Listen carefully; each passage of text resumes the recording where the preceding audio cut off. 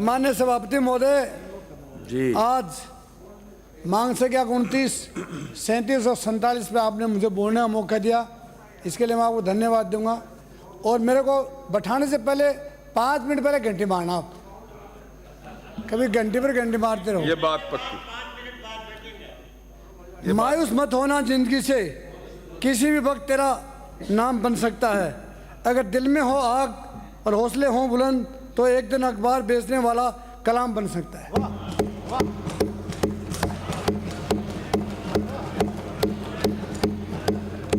और मुख्यमंत्री भजनलाल जी बन सकते हो। कलाम ही, वो भी सरपंच से सीधे मुख्यमंत्री बने हैं। जो इंसान पानी से नहाता है वो लिबास बदलता है, और जो पसीने से नहाते हैं वो इतिहास बदलते हैं। वाह वाह वाह।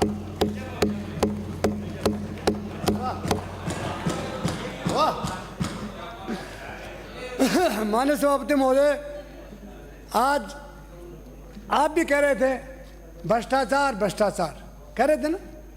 एक बार यहाँ डिबेट चल रही थी इस पे नरेगा पे, तो सारा सदन रात को 11 बजे 12 बजे 2:30 बजे तक चलता था। तो 2-10 बजे में छूट जाता है पीछा। 9 बजे भाषण हो रहा था कि नरेगा पे अपार भ्रष्टाचार है। तो मेरा नंबर आया तो मैंने कहा भ्रष्टाचार करता कौन है? भ्रष्टाचार ये सदन करता है। तो सब चौंक रह गए। मैं कहा तुम ये बताओ, मंत्र और तंत्र दो केस हैं। मंत्र तो मंत्री होते हैं और तंत्र अफसर होते हैं। अगर मंत्री का मंत्र ठीक लगेगा तो तंत्र अपने आप फड़फड़ाएगा। पर मंत्र वाला क्या सोचता है कि भाभी रांड हो जाए, भाई जिंदा रह जाए, कि मैं तो गेम खा लूं और नीचे वाला खाए नहीं। दोनों मिलके काम गड़बड़ करता है। जब मैं कहता हूं अब भी आप भ्रष्टाचार की बात करते हो, और ये जो सारा सिस्टम क्लेम्स हो रहा है ये भ्रष्टाचार के चलते हो रहा है। और मैं आज मेरी वजह से हो रहा है, मेरी हमारे कारण बीच में नहीं बाबा जी तान तो अपने स्थान पे जाने के लिए बाबा जी ताने कह तो मुख्यमंत्री बनाता के मंत्री को नाको कौन पियो क्यों लाए रान की सेवा करने खातर ते जाके धुन बटो आराम पाओगा, भगवान को नाम पे लोगा। क्या नहीं क्या हो गया? मेरे को मंत्री कहाँ से बनाएंगे? मैं ऐसे बोलूँगा तो मंत्री बनाएंगे। मंत्री उनको बनाएंगे तो अच्छे चमचे होते हैं। मैं चमचागिरी नहीं करूँगा, इसलिए तो नहीं बनता हूँ। और मंत्री कौन है? मंत्री वो तो जिसके दिल में आम और अमान होता है, और वो जो जिसकी आत्मा में मर जाती है वो मंत्री बने जाए। प्रधानमंत्री बनने से क्या जानी है? मेरा कोई परवाह नहीं इस बात की मंत्री बढ़ियों से। मैं संतरी पक्का बनता हूँ, और संतरी बनूंगा तब तक हमारी जनता की सेवा करूँगा। आप ये कह रहे हो कि हमारे भ्रष्टाचार बहुत है। बाजार सारा सदन, आज मुख्यमंत्री भी है, आ जाएंगे 29 तारीख को सारा सदन बैठेगा, उसमें सारे कह दो एक पैसा नहीं खाएंगे, अपना बंद हो जाएंगे नीचे वाला तंत्र। आप विषय भूल रहे हो। विषय पर ठीक है, ये विषय तो यही बढ़िया है, लेकिन अच्छा नहीं लगता है। मैं एक बात कह रहा हूँ कि अगर आपको सबके दिल में भावना हो जाए कि राजस्थान को हमें पवित्र बनाना है, राजस्थान को सुदृढ़ बनाना है, और राजस्थान की प्रत्येक स्कीम को क्रियान्वित करनी है, तो भ्रष्टाचार से मुक्ति पानी पड़ेगी। और जब तक आज ये कहते हैं कि आयुर्वेद की बात करते हैं, 1000 आयुर्वेद हॉस्पिटल हैं, 83 यूनानी, 355 होम्योपैथिक है। आप ये बताइए, एक जमाना था कि वैद्य हाथ की नाड़ी देख के बता देता था कि तूने 5 दिन पहले क्या खाया था। अब का वैद्य क्या करता है? कोटापायन गोली लाता है और पीस के पुड़िया बना लेता है, उसको दे देता है, बोलता तुम ठीक हो गए। ठीक तो था ही, कोटापायन गर्मी लाएगी ठीक हो जाऊंगा। हमारा वैद्य अपनी अभी हमारे पारिक जी ने बताया था कि अपना नाम वैद्य लेने से शर्माने लग गए। आप मैं मेले करने से शर्माने लग जाऊं या जनता का सेवक करने से शर्माने लग जाऊं, मैं क्या काम करूंगा? मुझे अपने कर्म के प्रति उदासीनता नहीं होनी चाहिए। मैं जो कर्म पे जीत के आया हूँ, मैं जिस सब्जेक्ट से मैं डिग्री करके आया हूँ, उस डिग्री के प्रति हमारा उत्साह होना चाहिए। वैद्य कहता है मेरे को डॉक्टर कहा करो, डॉक्टर बनने के बाद तो भगवान बन जाएगा क्या? तुम अपने वैद्य हो, वैद्य के नाम से लोग श्रद्धा से जीवनी मानते थे वैद्य को। वैद्य खत्म हो गए, यूनानी खत्म हो गए, होम्योपैथिक वाले सफेद गोली देते, फिर कहता कोटापायन हो ले क्या?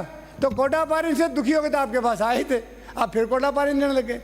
मैं आप बता रहा हूँ मंत्री जी, हमारे उप मुख्यमंत्री जी, आज जो सिस्टम है वो सिस्टम क्लैप्स हो गया। यहाँ उसका एडमिनिस्ट्रेशन खत्म हो गया, वैध खत्म हो गया तो हो गया, पर हमारा एडमिनिस्ट्रेशन नहीं खत्म होगा। कौन जाके चेक करता है? कौन कहता है बेड टाइम पर आ नहीं आया, दवाई टाइम पर आ नहीं आई, किसको दिया कि नहीं दिया? कोई है एडमिनिस्ट्रेटर? जिसको भी हमने ड्यूटी दिया वो ड्यूटी वाला मिल करके अपनी ड्यूटी को भूल जाता है और गांधी जी की चिट्ठी से लग जाता है। जब तक ये गांधी वाली चिट्ठी धूमिल नहीं होगी ना, तब तक ये मामला सेटराइट नहीं होगा। इसलिए आप सब कहते हो कि हॉस्पिटल और खुलवा दो। हॉस्पिटल तो 1000 बहुत हैं, 2400 PSC खुली हुई। हॉस्पिटल तो इतने हैं, कई कहते हैं कि एक 600 आदमी पर एक हॉस्पिटल है। मैं हिमाचल गया था, हिमाचल में गोली लेने के लिए मुझे एक ज़रूरत पड़ गई, मैं 20 किलोमीटर तो चला गया, हॉस्पिटल नहीं मिला। केरला में चला गया, केरला में भी यही हालत है। अगर सबसे ज़्यादा इस राजस्थान की 6,85,48,234 जनता है, इसमें हमारा हिंदुस्तान में 8वां नंबर है और बीमारियों में 1 नंबर पे आने को तैयार हो रहे हैं। क्यों? कोई व्यक्ति अपने शरीर को एलोपैथी गोल तो ले लेगा, जेब में डालेगा, चलता, मुंह में लेगा, पानी पी लेगा, चल देगा। लेकिन कभी सोचा कि अपने कभी योगा करेंगे? आयुर्वेद के प्रति आदमी को जागरूक होना चाहिए। आयुर्वेद में इतनी ताकत है, मैं दावा के साथ कह सकता हूं कि अगर किसी भी पत्ते को आप खाओगे वो आयुर्वेद है। एक आदमी 3 साल तक डॉक्टर के चक्कर में 7 ऑपरेशन करा लिए, पेट में गड़बड़ थी। हमने उसको 4-5 चीज़ें बताई कि सैंधव के पत्ते, बील के पत्ते, तुलसी के पत्ते, आम के पत्ते, अमरूद के पत्ते, 10 पत्ते तुम डेली बना के खा लिया करो, ठीक हो जाओगे। वो ठीक हो गए। बोलो भाई साहब ठीक हो, वास्तव में ठीक हो गए हम तो। मैं कह रहा हूँ हर हर हर हर आदमी में आयुर्वेद है, पर कोई यूज ही नहीं करता है। केवल गोली लिया, पत्ता देना, पत्ता देना, पत्ता देना, पत्ता लेते जाओ और पत्ता के कटता जाएगा। बूंदी से आने वाले माननीय सदस्य हंस रहे हैं। कोई भी इनकी बीमारी आए तो आप इलाज बताना। आप ये तो हंसने से कोई फायदा नहीं मिलेगा, आप हंसते रहना, फिर मेरे को फायदा मिल जाएगा 5-4 मिनट में। अब कोरोना में आयुर्वेद की आपको मालूम, कोरोना में केवल बगैर पैसे की चीज थी गिलोय। गिलोय का पत्ता और गिलोय की जड़ का, गिलोय एक ऐसा बेल है, अगर 6 महीने तक आपने फर्श पे डाल दी तो भी नहीं सूखेगी। 6 महीने तक अगर आपने फर्श पे डाल दी तो भी वो सूखेगी नहीं, उसका गुण दोष खत्म नहीं होगा। उसका हमने काढ़ा बना के पिया, लोगों ने कोरोना ठीक हो गया। क्या हो गया? अमृता गिलोय। क्या तकलीफ है? अगर तकलीफ है तो 15 मिनट बाद मिलना। और दिल में कोई गड़बड़ है तो दिल में रखना, बोल के समय खराब मत करो, ना घंटी बजा देंगे, कोई फायदा नहीं। संजीवनी को तो हम भूल गए और हम लगे उन चीज़ों के जो खाद्य पदार्थों मिलावट वाली है। मिठाई खाने लगे, पनीर खाने लगे। अगर हमने जड़ी बूटियाँ खाई, अगर हमने खींप की पत्तियों का, खींप की फलियों का हमने सब्जी खाया तो 20 रोग खत्म होते हैं। क्या? पेट में कभी गड़बड़ नहीं होगी। क्या नाम बताया आपने? खींप की खिपोली बोलते हैं उनको, फलियों का। अगर हमने करेले खा लिए बाढ़ पर से उतार के, 50 रोग खत्म हो जाएंगे। पर कहा पनीर बहुत अच्छा लगता है और चाऊ माऊ बहुत अच्छी लगती है। मैं कहा चाऊ माऊ खाओ तो चाऊ माऊ हो जाओगे। एक सेठ कलकत्ता का मिला, उसकी घरवाली में था वजन 110 किलो वजन, और उस खुद में था 115 किलो वजन, और पोते में था 90 किलो वजन। इनके लिए मत कहो, सबको। मैंने कहा तुम्हारा सेठ जी क्या हाल है? बोलो 3वां गोटा में दर्द है। तो मैं क्या खाते हो? बोलो चाऊ माऊ खाते हैं, बर्गर खाते हैं। तो मैं कहा दर्द मेरे आएगा, तेरे नहीं आएगा। तो बर्गर खाए तो दर्द ही आएगा। तो मैंने उसको 3-4 योगा करके बता दिया। बोले ये तो मैं अगली उम्र में कराऊंगा, अगले जन्म अब तो नहीं कर सकते। क्यों नहीं कर सकते? जीभ का स्वाद और जीभ की गड़बड़ आदमी को खत्म कर देती। जीभ से कोई गलत बोलते हो दुनिया घुटेगी, जीभ से ज़्यादा खा जाओगे तो मरोगे। इसलिए जीभ का ध्यान रखना आपको। तो आप ये कह रहे हो कि हाँ, मैं तो इनको बता रहा हूं। श्रवण कुमार बोलिए साहब।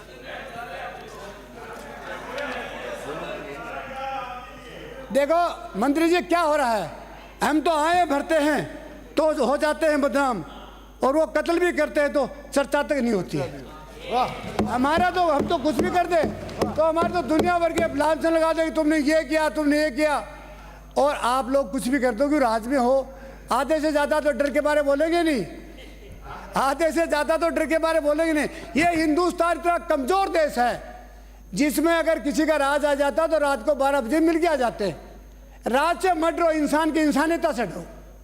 राज किसी का आ सकता है, राज आ जाए तो क्या होगा? हम कोई गड़बड़ी नहीं करेंगे, हम कोई अपराध ही नहीं करेंगे तो क्या पुलिस हमको पकड़ के ले जाएगी? और पुलिस में तो इतना दम ही नहीं रहा है। 5 मिनट। पुलिस में तो इतना दम ही नहीं रहा तो किसी को पकड़ ले। पुलिस तो अपने टाइम पास करती है। अब आपके सदन में मुख्यमंत्री जी कम आते हैं, गृह मंत्रालय का जवाब एक ही देता है, आंगनबाड़ी का जवाब भी कोई देता है, सबका जवाब अलग अलग देते हो। नॉलेज तो प्राप्त करना पड़ेगा, नॉलेज नाम लेने से नॉलेज नहीं आएगा। नॉलेज ले लोगे दुनिया के सब। स्वामी विवेकानंद जी पूरे हिंदुस्तान में जब जाते निकलते थे पूरा देश प्रदेश विदेश देखता था। और जिसको ज्ञान ही नहीं होगा तो कुर्सी तोड़ने का काम करेंगे। सुबह जवाब नहीं आ रहे थे, जवाब नहीं आ रहे तो कहे मंत्री जी अध्यक्ष साहब कितने दिन बचाएंगे? पत्ते की ओट में बैठ के कितने दिन राज करोगे? नहीं कर सकते, दम पे करो। फौजी कहा करते एडी और पंजे के पास नौकरी करोगे तो हिंदुस्तान के सबसे बड़े सोल्जर बन जाओगे, और किसी के आशाने में खाना बनाओगे तो सैनिक नहीं बन सकते, वो बैटमैन नहीं बन सकते। इसलिए आदमी के पास ये नॉलेज होना चाहिए, और सबसे बड़ा तो आत्मबल होना चाहिए। आत्मबल जिसके पास नहीं है वो व्यक्ति दुनिया का सबसे कमजोर व्यक्ति है। और आत्मबल कब आएगा? जब उसके दिल में सत्यता होगी।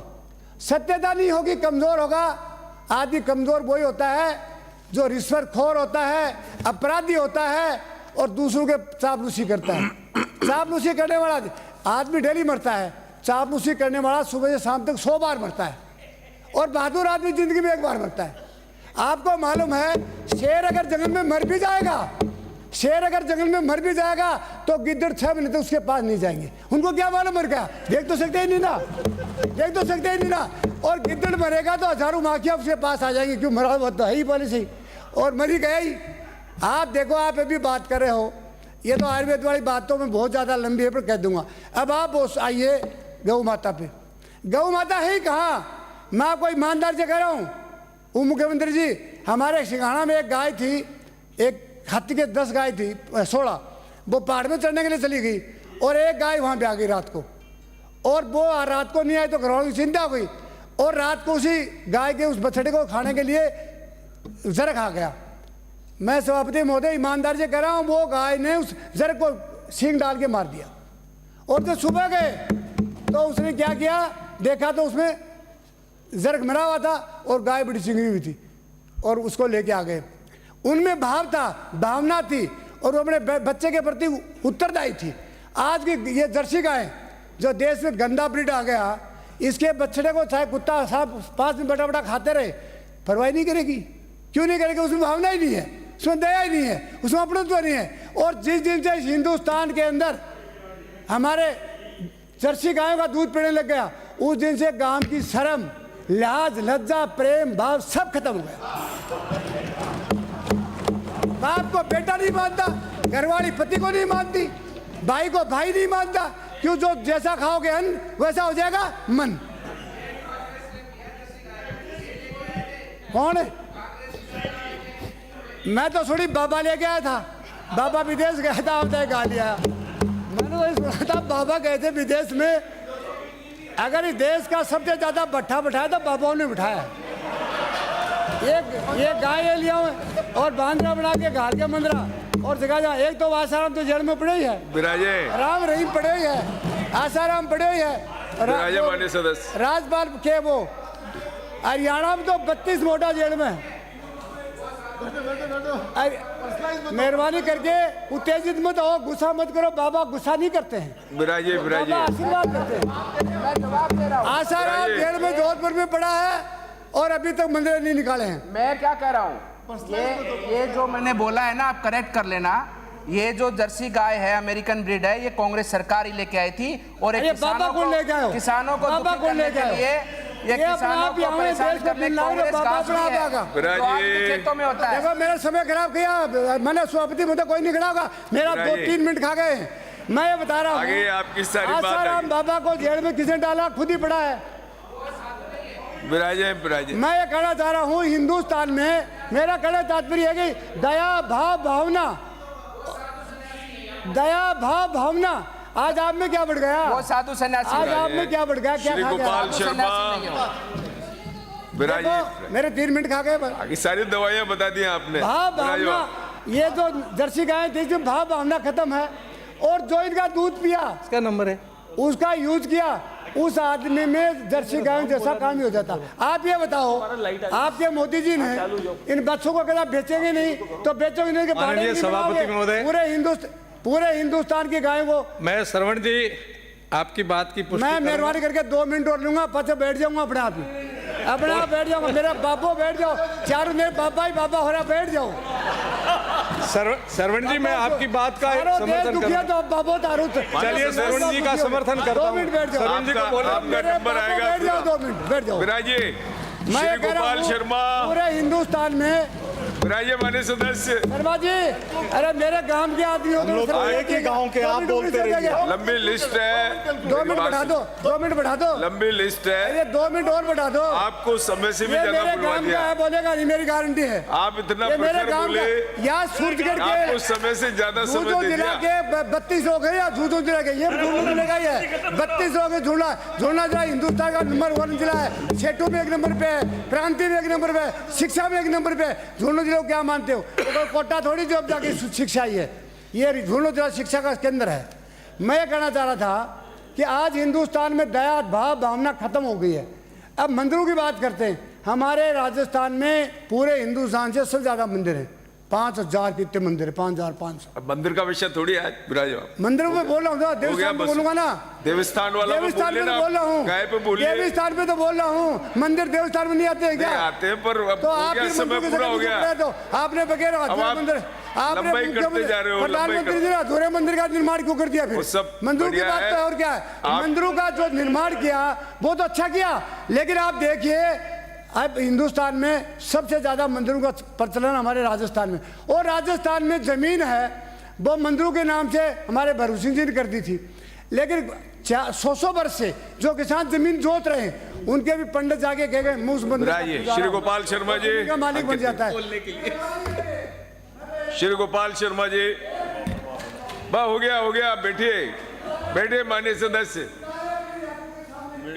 माननीय बैठिए। सभापति महोदय, अरे काफी बोल लिया आप विराज, बहुत समय दे दिया आप। माननीय सभा